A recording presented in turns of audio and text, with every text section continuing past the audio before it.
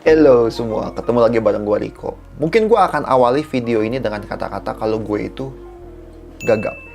Iya, beberapa orang yang kenal gue dari dulu tuh kayak bilang, kok lu bisa sih nggak gagap gitu sekarang? Ya gue bilang karena gue di kok bisa. Nggak. Tapi intinya video ini yang udah lama gue pengen bikin, yang gue selalu jadiin di live, cuman nggak jadi-jadi terus. Gimana caranya public speaking? Setidaknya gue mau sharing cara gue akhirnya bisa public speaking dengan ya lumayan baik lah ya, dengan autodidak gitu. Ini jadi kayak disclaimer juga, gue tuh di sini autodidak, gue nggak pernah belajar teorinya langsung, gue nggak pernah sekolah public speaking, tapi setidaknya gue bersyukur banget gue dapat banyak kesempatan untuk langsung terjun ke lapangan gitu. Gue kayaknya buat workshop udah puluhan kali gitu, belum nyampe 100 sih, cuman udah banyak banget gitu. Dan semoga buat teman-teman yang nggak pede di depan kamera, yang selalu keringat dingin, yang nggak bisa ngomong dengan lantang, yang nggak tahu mau ngomongin apa, semoga video ini bisa meng-encourage kalian semua. Dari si Riko yang dulunya gagap ini, sekarang setidaknya lumayan lah bisa ngomong di depan kalian. Jadi pertama kali yang paling gampang buat dilakuin adalah menulis. Iya, jangan langsung kalian ngomong. Serius deh, karena gue tuh bukan tipe orang yang seneng baca. Bahkan gue baca komik pun kayak nggak tahan gitu loh. Tapi akhirnya gue memaksa diri untuk belajar nulis dan bisa gitu. Karena dengan kita nulis, kita tuh udah berusaha menuangkan pikiran kita tuh yang banyak banget informasinya secara terstruktur. Jadi nulis tuh kayak langkah awal. Nanti pas ngomongnya akan lebih gampang kalau misalnya kita udah menuangkan pikiran kita secara terstruktur gitu. Nah, jadi yang pertama kali harus kalian tulis adalah benar-benar tahu tujuan acaranya. Tujuan ya. Tujuan. Bukan cuman kayak tema acara gitu loh. Karena gue tuh sering banget, banyak banget nanya ke yang orang yang ngundang gue gitu ya. Gue nanya, ini tuh acaranya oke, bikin animasi. Atau gini deh, tentang content creator gitu ya. Oke, gue sharing tentang apa? Gue sharing tentang cara bikin konten. Terus gue tanya lagi, bikin konten, bikin skrip apa, syuting apa, ngeditnya atau apanya? Gue tuh nanya sampai sespesifik itu. Dan gue pengen nanya juga, nanti si audiens ini setelah ikut workshop gue, bisa apa? Pengen bisa apa gitu. Nah itu sebenarnya nyambung sama yang sebelumnya. Jadi misalkan dia bilang pengen bisa bikin skrip, ya udah berarti udah jelaskan materi yang gue sampaikan tentang bikin skrip. Pengen bisa ngedit, ya udah spesifik tentang ngedit. Kadang tuh kita nggak bisa nyampain semuanya sekaligus. Nah itu makanya kalian harus tahu tujuan sebenar-benarnya dari apa yang mau kalian sampaikan. Terus kenalin audiens. Aduh ini biasa banget gitu, tapi enggak deh. Kenalin audiens ini tuh jangan pakai template. Jadi kayak gini. Oke, kenalin audiens berapa ya umur audiens gitu. Misalkan umur 17 sampai 20. Oke. Nah, itu kan template banget ya. Kondisi ekonomi mereka gimana gitu. Aduh. Enggak semuanya penting. Jadi, oke, umur itu udah pasti penting. Tapi yang kedua tuh lebih spesifik ke apa yang mau kalian sampaikan. Kalau dalam konteks gue, misalkan gue pengen nyampe workshop tentang animasi. Pertama, gue akan tanya umur, terus gue akan tanya, berarti mereka itu sekarang sedang bersekolah kah atau enggak? Karena kan ada ya, audiens yang walaupun masih umur 17 tapi langsung kerja gitu. Itu gue akan tanyain. Terus gue tanyain, seberapa level kurang lebih skill mereka terhadap apa yang mau mereka pelajarin. Misalkan emang mereka pengen belajar animasi, katakanlah anak SMK. Gue akan tanya, skill itu segimana? Kalau punya portofolio, minta. Gue tuh kadang bahkan gue sampai minta semua IG-nya. Bukan gue kayak psikopat ya, tapi gue tuh beneran gue liatin satu-satu anak-anaknya. Kadang tuh sampai 100 orang ya gue liatin. Tapi kalau audiensnya sampai 500, gue ambil perwakilan aja gitu, gue nggak lihat 500-nya. Itu penting banget buat kita tahu siapa lawan bicara kita gitu. Terus berikutnya, ketahuin, ini audiens datang karena tugas sekolah, apa karena mereka ada workshop berbayar terus mereka ikut. Nah, itu tuh beneran beda loh ke nanti penyampaiannya. Karena kalau misalkan emang ini audiensnya untuk tugas sekolah aja, terus ikut workshop gue dan nanti dapat sertifikat, artinya apa? Mereka tuh nggak terlalu excited. Cara penyampaian gue nanti ke belakangnya akan berubah. Gue tuh mungkin akan menggunakan kata-kata yang lebih nyantai aja. Halo guys, gue tuh sekarang pengen sharing soal animasi. Kita nyantai aja ya, kalian tuh nggak usah ada pressure. Kalian mau nanya boleh, ataupun ada yang nggak berhubungan dikit sama animasinya nggak apa-apa. Cuma gue pengen samain dulu buat animasi. Siapa tahu nanti tuh kalian tuh bakal kepake. Waktu di cafe tuh gue nggak pernah ada kepikiran pengen bikin animasi. Gue pengennya jadi komikus. Tapi sekali di animator, malah gue jadi nggak bisa gambar gitu. Gue fokus ke animasi. Nah itu kan cara penyampaian yang beda kalau misalkan ke audiens yang dia datang formalitas aja. Tapi kalau ke audiens yang emang dia tuh udah bayar, apalagi mahal gitu ya, gue bilang, oke guys, kita akan langsung ya ke animasinya. Soalnya kan mungkin beberapa dari kalian emang udah bisa, dan silahkan tanyakan gue sebanyak-banyaknya kalau ada sesuatu yang belum gue sempat sampein. Nah itu kan caranya beda, karena gue merasa ini audiens yang udah bayar pasti butuh banget sesuatu dari gue. Jadi gue tuh harus maksimal buat nyampein hard skill-nya. Kalau audiens tadi yang nggak bayar, ya udahlah kita nyantai deh. Lo mau belajar animasinya boleh, atau semoga terinspirasi dari kata-kata gue juga boleh gitu. Nah itu kan kebayangkan.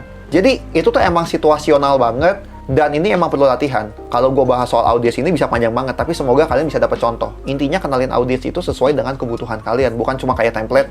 Audiens geografinya di mana, tinggal di mana, orang tuanya siapa. Itu tuh penting gak penting. Mantap. Sampai yang terakhir, soal medan perang juga, masih dalam konteks medan perang. Yang poin ketiga yaitu lokasinya di mana. Gua tuh baru-baru ini bawain workshop soal editing. Ya udah, soal editing, audiensnya siapa? Mahasiswa akhir dan dosen. Gila nggak tuh? Ada dosen. Ya udah, gua udah nyiapin materi di laptop, gua akan live editing. Karena biar orang pun langsung tahu kan, kalau musik diginiin gimana, kalau gambar diginiin gimana. Dan gua udah tanya gitu semuanya. Yang persis tadi yang gua jabarin di atas. Pas di hari H, gua dateng. Itu stage-nya gede banget. Dan meja untuk naruh laptop gua di pojok. Yang intinya nggak mungkin banget gua live editing. Karena nggak lucu dong. Ini stage segede gini, terus audiens segini nih. Ngeliatin nih. Mending audiens yang duduknya deket gua. Audiens yang di ujung, nggak akan kelihatan gua. Mungkin mereka tuh jadinya hanya akan melihat layar, live editing, dan suara gua. Karena guanya tuh kecil, nggak kelihatan. Dan itu nggak akan bagus. Itu audiens akan terdistract. Ya kan? Itu gua udah coba minta deskripsi tempatnya, ternyata masih bisa kejadian kayak gitu. Dan audiensnya bukan dosen dan mahasiswa, anak SMP dan anak SMA, mayoritas SMP. Gila nggak tuh? Gila banget. Gue tuh kayak, terus gue nanya, siapa yang video editor? Dari 200, yang angkat cuma 10 paling. Mati nggak tuh? Gue tuh kayak, materi yang udah gue siapin nggak akan relevan sama mereka. Udah mah umurnya nggak relevan, karena gue nyiapin buat dosen. Terus, mereka juga nggak tertarik editing. Saat itu, hanya dalam waktu 5 menit, gue ganti materinya.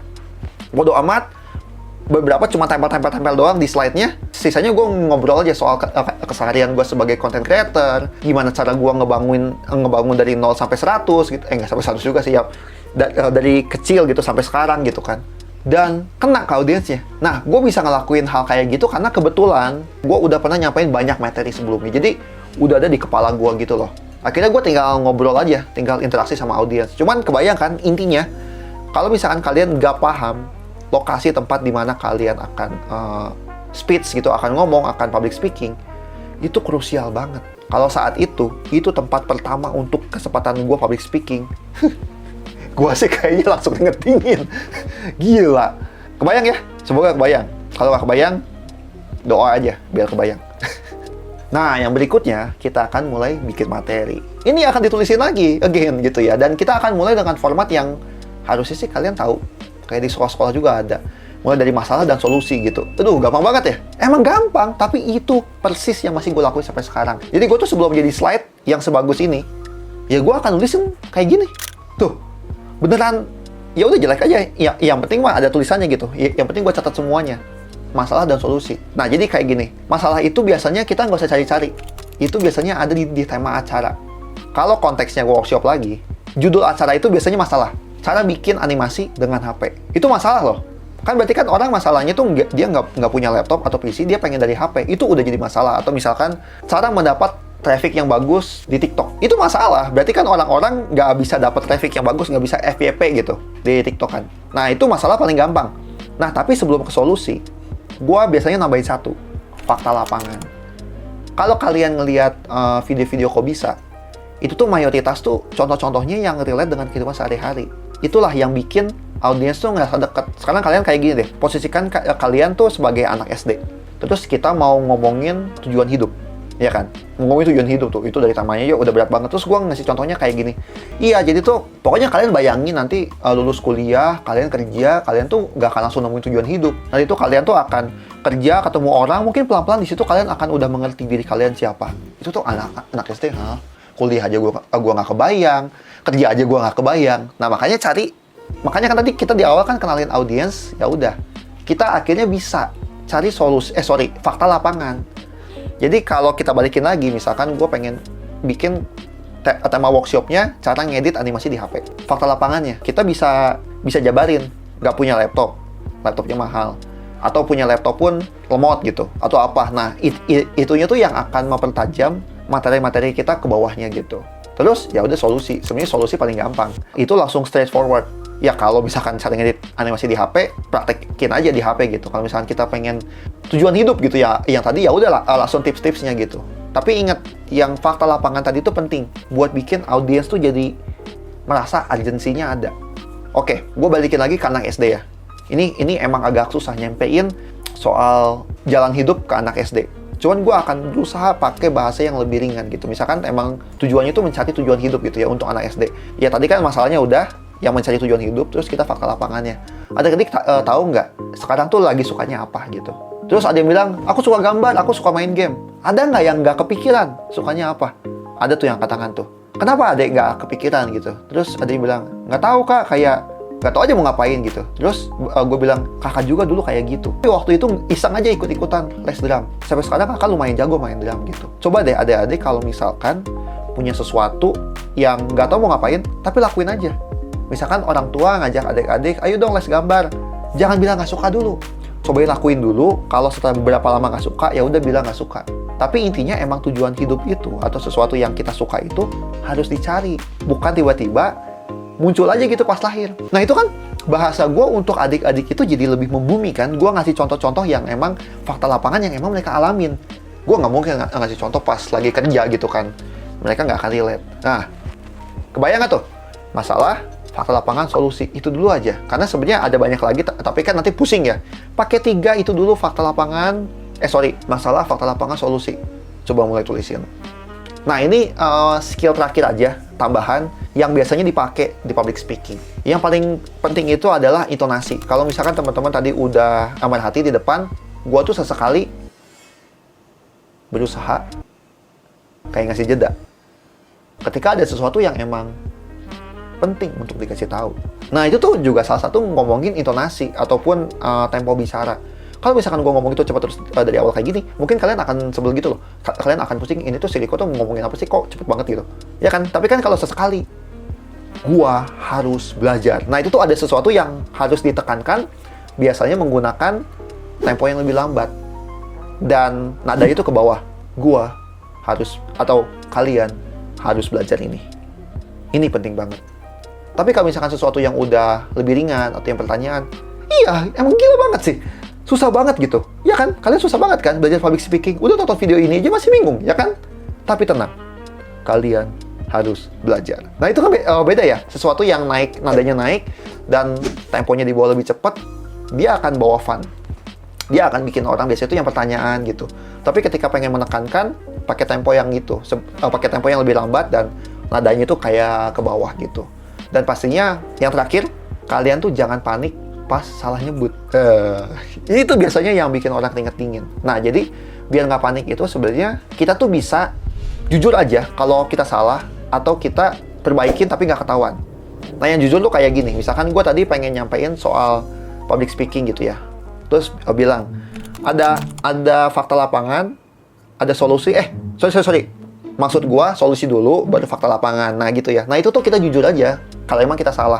Tapi kadang orang jujurnya suka terlalu banyak sorry-nya gitu loh, kelamaan. Kayak misalkan ada fakta lapangan, ada solusi, sorry. Maksud gue tuh bukan kayak gitu ya. Oke, kita coba ulangin lagi ya. Nah, itu tuh, kelamaan. Kita kayak bilang, sorry, gue ulangin. Harusnya masalah dulu, baru fakta lapangan. Nah, itu kita jujur aja. Kalau emang kita salah, ya being honest aja. Tapi yang satu lagi, kita tutupin kesalahan kita dan orang nggak tahu. Kayak gini. Kita harus lihat fakta lapangan dan masalah. Tapi biasanya sih gue lihat masalah dulu ya. Kita jangan ke fakta lapangan dulu deh. Nanti takutnya ribet. Oke, kita start dari masalah dulu. Baru bla bla bla bla bla. Kita omongin fakta lapangan. Nah, itu kan nggak ketahuan kalau gue salah kan. Karena ya yang tahu materi kita ya kita gitu. Audiens tuh nggak tahu. Nah, itu emang perlu dipelajarin. Yang paling gampang biasanya yang pertama. Kita jujur aja kalau emang kita salah. Tapi yang kedua, itu tuh kayak teknik connecting the dots gitu loh. Akan terbiasa makin sering kalian public speaking. Ya udah.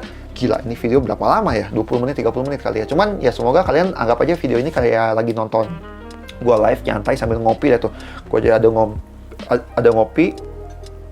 Golda ICU, gua nggak disponsorin. Tapi sponsorin dong. Ya udah gitu aja dari gua. Semoga bermanfaat. Nuhun.